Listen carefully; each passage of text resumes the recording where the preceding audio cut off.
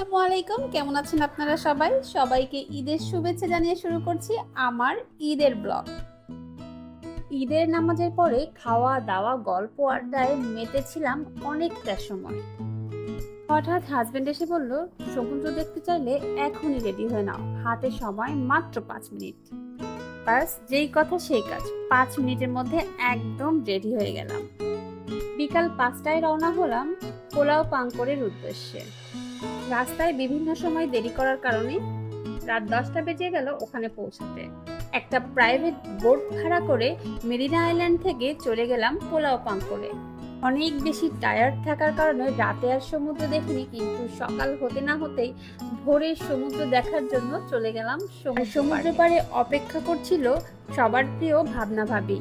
Hotel booking এর সাথে সাথে এই ট্যুরটা সাকসেস করার জন্য ভাবনা ভাবি অক্লান্ত পরিশ্রম করেছে। যাই হোক, ছেলেরা তো সকালে সবাই ঘুমাচ্ছে, আমরা বাচ্চা কাচ্চা নিয়ে সবাই সমুদ্রের পাড়ে অনেক হই হুল্লোড় করেছি। বিচের পাশে বসে থাকার অনুভূতিটা আসলে অনেক চমৎকার। একটু ক্ষুধা ক্ষুধা লাগায় এই সি ফুড ফ্রাই গুলো দেখে আমরা আর থাকতে পারলাম না। আর আবারও হোটেল চেঞ্জ করার পালা। গিয়েছিলাম এক দল সমুদ্র পাগল লোকদেরকে নিয়ে। রুম চেঞ্জ করার একটা মাত্র কারণ হচ্ছে রুম থেকে সি বিচ দেখা যায় না। এই ট্যুরের সার্বিক সহযোগিতা ও ব্যবস্থাপনায় ছিলেন আমাদের সকলের প্রিয় হিরণ ভাই। যাক, অবশেষে এমন রুম পেয়ে গেলাম যেখান থেকে সি বিচ দেখা যায়। আঙ্কুর আইল্যান্ড এতই সুন্দর একটা জায়গা, যে কোনো জায়গা থেকেই এর ভিউ ভালো লাগে। পেছনে পাহাড়, সামনে সমুদ্র, আর বকুলতলায় বসে সমুদ্র দেখা, এর থেকে সুন্দর আর কোনো মুহূর্ত যেন হতেই পারে না। একটু সময়ের জন্য সুন্দর এই সময়গুলোকে ক্যামেরা বন্দি করতে যে যার মতো ব্যস্ত হয়ে পড়লাম। বাচ্চারাও মাশাআল্লাহ যে যার মতো অনেক এনজয় করেছে। আইল্যান্ডে ছোট ছোট অনেকগুলো দ্বীপ ঘুরে দেখা যায়, যেখানে যেতে হলে স্পিড বোট ভাড়া করে যেতে হবে। মোটামুটি বড় সাইজের একটা বোট আমরা ভাড়া করলাম এবং সকলে মিলে একটি বোটে করেই ঘুরতে গেলাম অন্য দ্বীপে। সমুদ্রের পাশে দোলনা পেয়ে ছোটদের সাথে যেন আমিও ছোট হয়ে গেলাম। অনেক দিন পরে এত সুন্দর কিছু মুহূর্ত এনজয় করেছি। এখন আমরা অন্যান্য দ্বীপের উদ্দেশ্যে বোট যোগে রওনা হয়ে যাব। আলহামদুলিল্লাহ, এই বোটের জার্নিটাও ছিল অসাধারণ।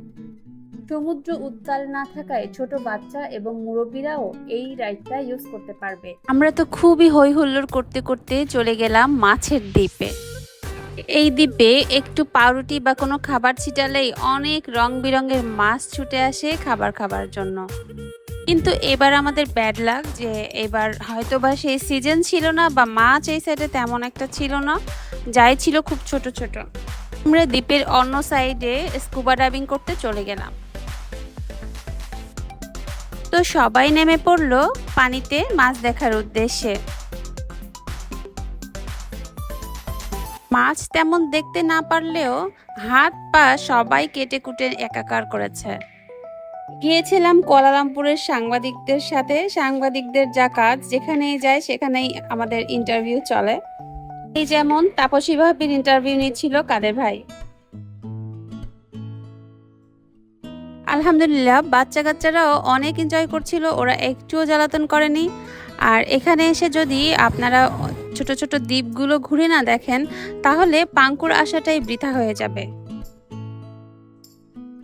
এখান থেকে গিয়েছিলাম আর একটা দ্বীপে। ওই দ্বীপটা একদমই মালদ্বীপের দ্বীপগুলোর মতো দেখতে, কিন্তু এতই সুন্দর লোকেশন, এতই সুন্দর দৃশ্য ছিল যে ভিডিও করতেই ভুলে গেছি। আমি শুধু মুগ্ধ হয়ে চারিদিক দেখেছি। সমুদ্রের দ্বীপগুলো দেখা শেষ করে আমরা বাসায় চলে গেলাম এবং ওখানে গিয়ে ফ্রেশ হয়ে আমরা বিকালে আবার বেরিয়ে পড়লাম পাঙ্কুরের অন্যান্য ফেমাস জায়গাগুলো দেখতে। আঙ্কেলের গাড়ি চেপে আমরা আজকে ঘুরবো। এই পাঙ্কুরের ট্যাক্সিগুলো হয় পিঙ্ক কালার, যেটা আমার খুবই ভালো লাগে। সমুদ্র দেখতে দেখতে বিকাল প্রায় শেষের দিকে। বিকালবেলা এই স্থানটা আসলে খুবই অসাধারণ লাগছিল, মনে হচ্ছিল সময় যেন এখানেই থেমে যায়, শেষ না হয়, এতই সুন্দর জায়গাটা। দেখতেই পাচ্ছেন কিছু মানুষ আছে যারা ভালো কোনো জায়গা দেখলেই রোমান্স শুরু করে দেয়। মোটরসাইকেল থেকে শুরু করে যে কোনো ধরনের প্রাইভেট কার আপনি ভাড়া করতে পারবেন উইদাউট ড্রাইভার। এই চান্স মিস করেনি আমাদের সাথে যাওয়া হিরোরা। তারা তো সবাই একটা করে বাইক নিয়েছে এবং পুরো পাঙ্কুর চষে বেরিয়েছে। আসরের সময় শেষ হবার ঠিক পূর্ব মুহূর্তে আমরা চলে গেলাম মসজিদ বাদারে। তো এখানে গিয়ে আমরা সবাই আসরের নামাজ আদায় করে নিলাম। আসরের নামাজ শেষ করে আমরা চলে গেলাম মসজিদ চিনাতে মাগরিবের নামাজ পড়ার উদ্দেশ্যে। এই মসজিদের বিশেষত্ব হচ্ছে পুরো মসজিদটায় 1000টি দোয়া লিখিত আছে।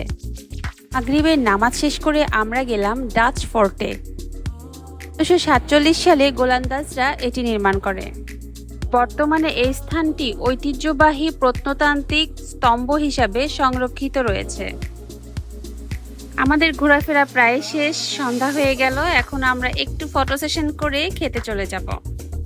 খেতে গিয়ে দেখলাম ছোট্ট একটি রেস্টুরেন্ট। আমার দেখা পৃথিবীর সবথেকে ছোট রেস্টুরেন্ট হয়তো এটা। মানুষ মন থেকে যদি কিছু করতে চায় তাহলে স্থান অথবা অর্থের সংকট কোনো কিছুই বাধা হয়ে দাঁড়াতে পারে না।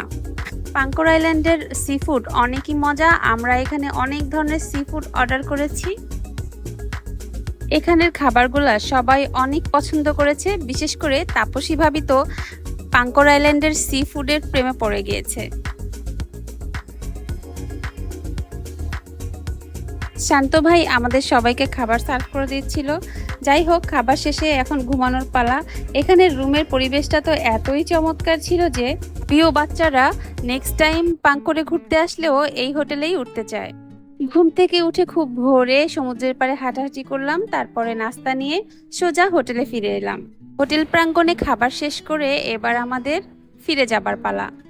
আবারও প্রাইভেট স্পিড বোট যোগে আমরা চলে এলাম মেরিনা আইল্যান্ডের সাইডে, যেখানে আগে থেকে আমাদের গাড়ি পার্ক করা ছিল। আলহামদুলিল্লাহ, আমাদের এই ট্যুরটা অসাধারণ ছিল।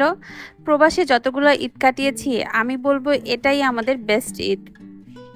হঠাৎ প্ল্যান করা সত্ত্বেও এই ট্যুরে যারা আমাদের সাথে যোগ দিয়েছেন তাদের জানাই মনের অন্তর থেকে ভালোবাসা, ধন্যবাদ ও কৃতজ্ঞতা। ভিডিও কেমন লাগলো জানাতে ভুলবেন না। ভালো থাকবেন সবাই। আল্লাহ হাফেজ।